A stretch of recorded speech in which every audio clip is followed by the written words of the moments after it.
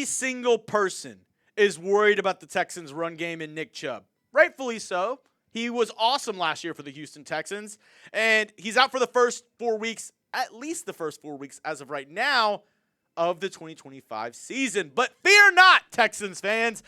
This guy right here, Nick Chubb, I think he can be the guy that can help this Texans offense propel and be much better than they were last year. So I'm going to give you 5 reasons to be optimistic about Chubb. Let's all get chubbed up this season for this Texans run game. And I want to hear from you.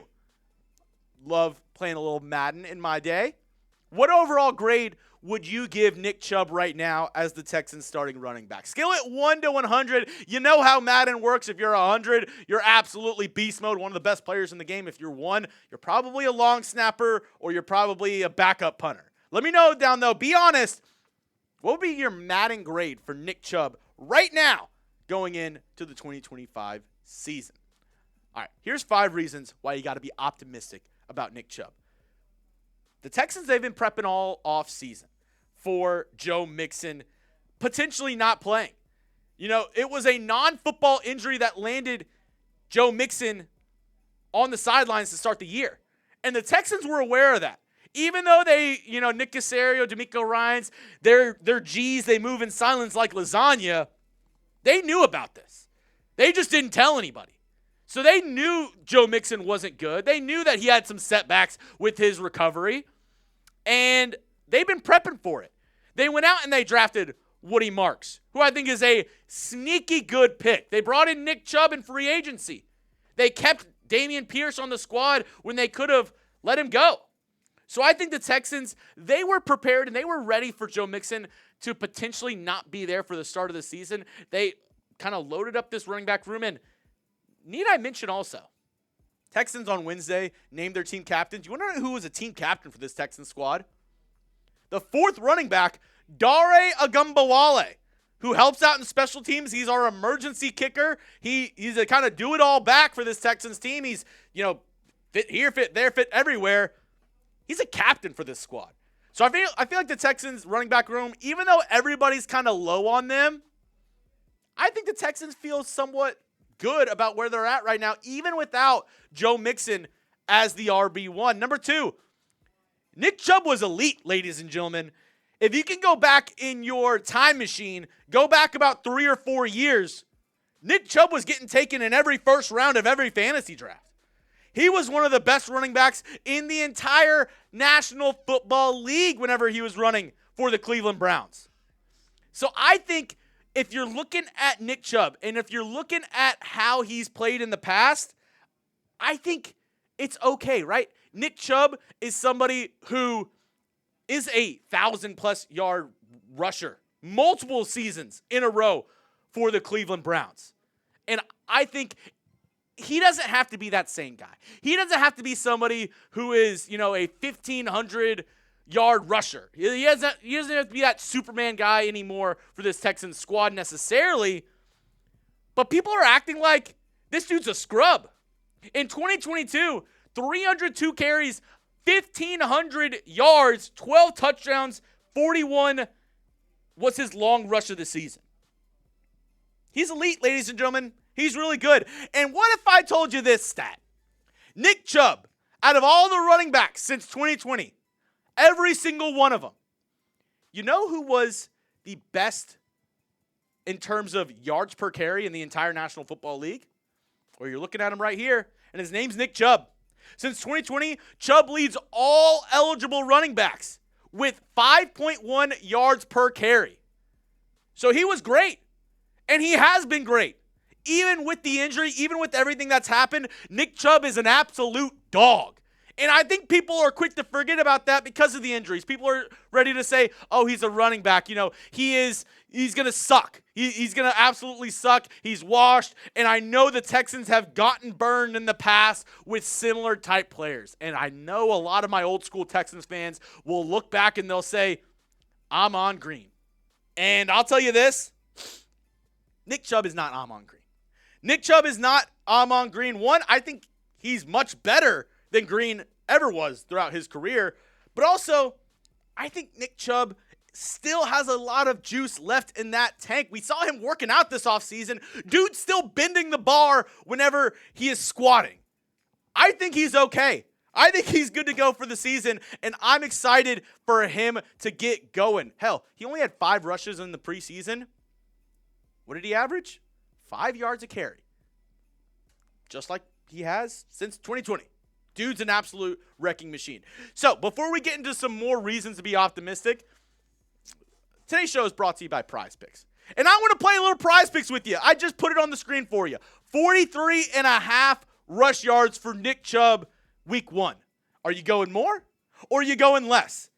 If that's something that you think is a little fun, well, go ahead and head on over to our friends over at PrizePicks, because this episode is brought to you by PrizePicks. You and I make decisions every day, but on PrizePicks, being right can get you paid. Don't miss out on the excitement this season on PrizePicks, where it's good to be right. PrizePicks, they put their members first, so all withdrawals are fast, safe, and secure. PrizePicks offers Venmo, Apple Pay, MasterCard, and more for quick and easy deposits into your account this football season.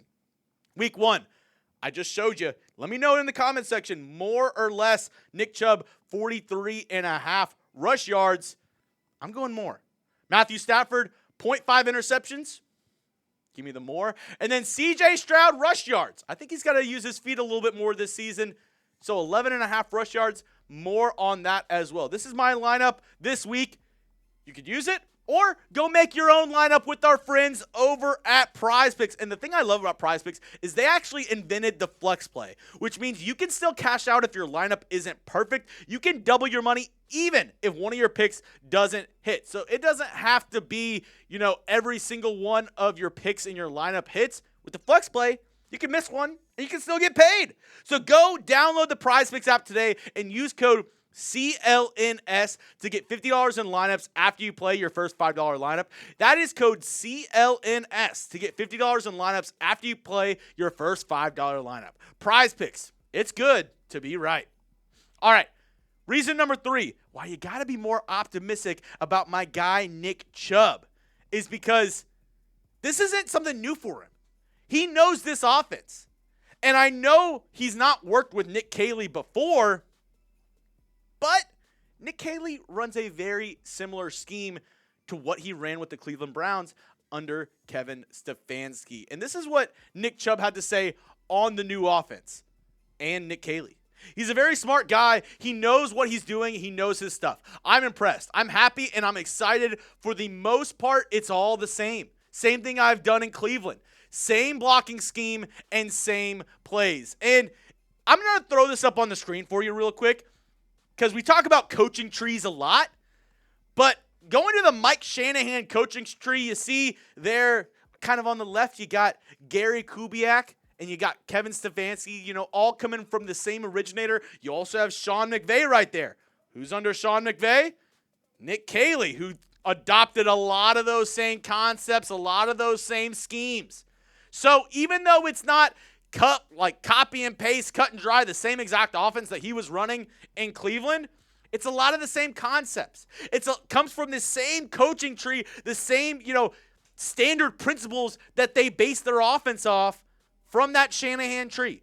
So even though he hasn't played with Nick Caley, Chubb still knows the basics of this offense, what they want to do and what they want to accomplish with certain plays. So that gives him a step up more than a lot of people are giving him credit for, saying, oh, he's going to a new offense. Yes, it's new, but it's a lot of the same stuff that he's done in the past. Another thing, I know we like to dog on the Texans offensive line. It's easy. They were bad last year.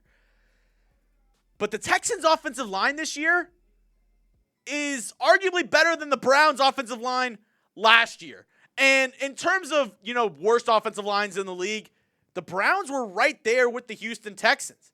And when you look at their PFF grades last year, they actually had worse run blocking grades than the Texans did. And everybody likes to point at, Nick Chubb, ever since, he's been injured, ever since this, that or the other, he's been washed, he's sucked, he hasn't been good. But when you look at this Texans offensive line, I think Ariante Ursery, the big guy, the big rookie at left tackle, he's going to help you a little bit. And then you have Laken Tomlinson, Jake Andrews, Ed Ingram, Titus Howard. I think this is a better unit than the Browns' offensive line was last year. And as we look at their PFF grades, look at the run blocking grades. The highest run blocker on the Browns' offensive line last year earned a 63.7 run blocking grade. There were multiple Texans that had better run blocking grades than that. The next best is 61.6. So the Browns' run blocking was not good at all last year. Their run block win rate was worse than the Texans. And the Texans' offensive line will be much better this year at run blocking. I think implementing more of a gap scheme. The Texans, besides the LA Rams in the preseason, ran the most gap scheme concepts when running the football out of anybody in the entire National Football League. We already saw it during the preseason. This Texans running game is different and better than it was last year. A lot of people say, oh, Joe Mixon, he was awesome last year. The Texans, running game, their run blocking was probably awesome. I don't think it was. I think Joe Mixon saved the Texans a lot last year with some bad run blocking, and he was able to get out of it and scamper and make what should have been a 2-yard loss into maybe a 15-yard gain. I don't think Nick Chubb will have to do that this year. I think he's going to have much more clear running lanes, and this Texans offensive line is going to be more sound in the run blocking department, allowing Nick Chubb's job to be much easier, which is just putting his head down and running that dang football. And the last reason to be more optimistic about this Texans run game and Nick Chubb is actually nothing to do with the run game at all. It's the passing game. I think C.J. Stroud in this Texans passing game will be better. We talk about balance, an offense, what they need to do, right? And it's kind of like the yin and the yang, right? With good running attacks, that leads to better passing attacks. If you're a good passing team, that allows more running lanes because teams aren't just pressed up in the box. They don't have 7-8 guys crowding the line of scrimmage, forcing you to throw the ball deep. And I think C.J. Stroud is going to be much better this year at distributing the football. I think the wide receiver room is much more, I would say, balanced this year. I would say it has a lot more talent from top to bottom than it did last year. Last year, of course, they had the top 3 guys, Stephon Diggs, Nico Collins, Tank Dell. But I think overall, this wide receiver room is much better. So a better passing attack is going to lead to an easier run game for Nick Chubb. And a lot of people are sleeping on him. But I'm telling you right now, Texans fans, you should not be sleeping on Nick Chubb. Hell, I'd even be hard-pressed to say you should take him on your fantasy team this year, especially for the beginning of the season. That's all I have for you on this show. Make sure to hit me up on Twitter at Jeremy Chugs. And as always, you made it to the end of the video. I'm doing something right. So go down and hit that sub button for free Texans content all year long.